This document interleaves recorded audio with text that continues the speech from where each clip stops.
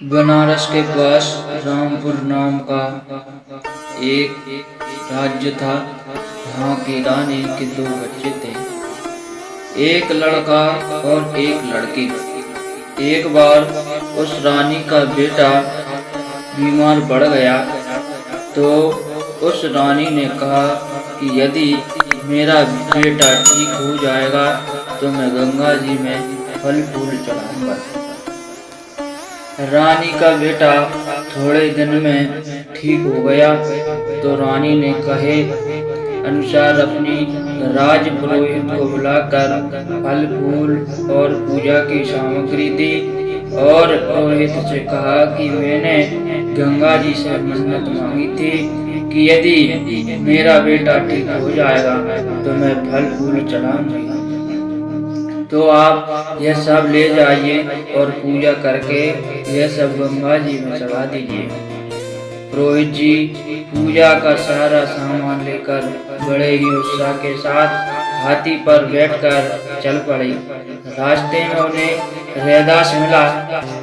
रैदास अपनी दुकान में बैठा हुआ था।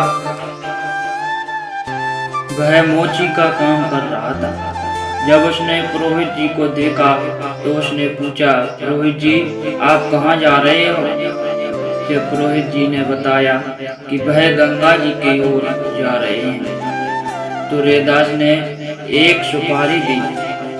उसने पुरोहित जी से कहा कि यह सुपारी आप गंगा जी में चढ़ा देना, परंतु यह तब ही चढ़ाना जब गंगा मैया अपने हाथ बढ़ाकर यह सुपारी ले आई, तभी आप यह सुपारी उनको देना।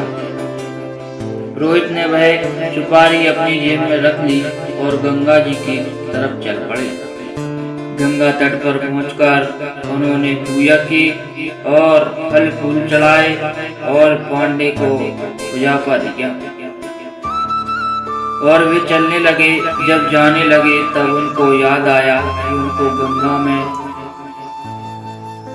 मैया को रैदास की सुपारी चढ़ानी है। उन्होंने जैसे ही गंगा मैया को रैदास की बात बताई, वैसे ही गंगा में से सुंदर स्त्री के दो हाथ निकले। एक हाथ में तो मोती की माला थी और दूसरी खाली। पुरोहित जी ने खाली हाथ में सुपारी रख दी और दूसरे हाथ में से मोती की माला ले ली।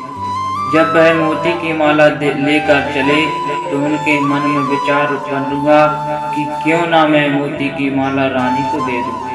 वह माला पाकर बड़ी प्रसन्न होंगी। यह सोचते राजमहल की ओर चल पड़े। रास्ते में रैदास मिला। रैदास ने उनसे पूछा कि पुरोहित जी आप सुपारी दे आए? तो उन्होंने रैदास को उत्तर दिया कि दे आए।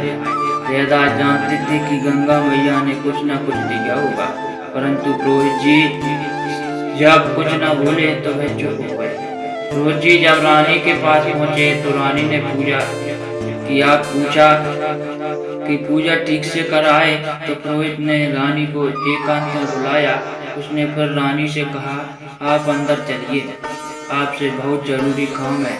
जब रानी अंदर गई तो पुरोहित ने उन्हें सच्चे मोती की माला दी और कहा कि गंगा मैया ने यह खुश होकर भेजी है। माला पाकर रानी को काफी अचंभा हुआ। रानी ने सोचा कि मैं तो कोई इतनी बड़ी भक्त नहीं हूँ कि गंगा जी मेरे को यह माला भेजें, जरूर कोई और बात है। उन्होंने पुरोहित जी की परीक्षा लेनी ठानी। दूसरे दिन रानी ने पुरोहित को बुलाया।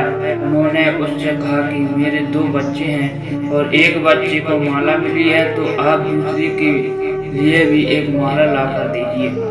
आप फिर पूजा की सामग्री ले जाइए।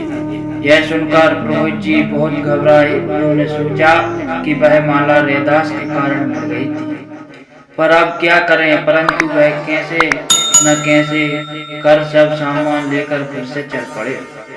रास्ते में वह रैदास के पास रुके, परंतु वह कुछ बोले ही नहीं। थोड़ी देर तक वह रुके रहे, परंतु फिर भारी मन से आगे चले गए। गंगा तट पर पहुंचकर उन्होंने कहा कि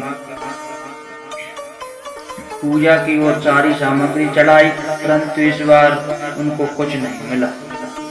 वह घबराकर रैदास के पास पहुंचे और उन्होंने उन्हें सारी बात बताई और वे बोले, अब आप भी कुछ कर सकते हो। यह कहकर पुरोहित जी ने रैदास के पैर पकड़ लिए।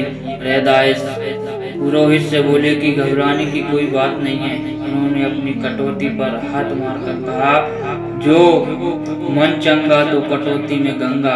उनका यह कहना था कि गंगा जी की धारा आई और लकड़ी की कटौती भर गई, मोतियों की मालाओं का ढेर लग गया।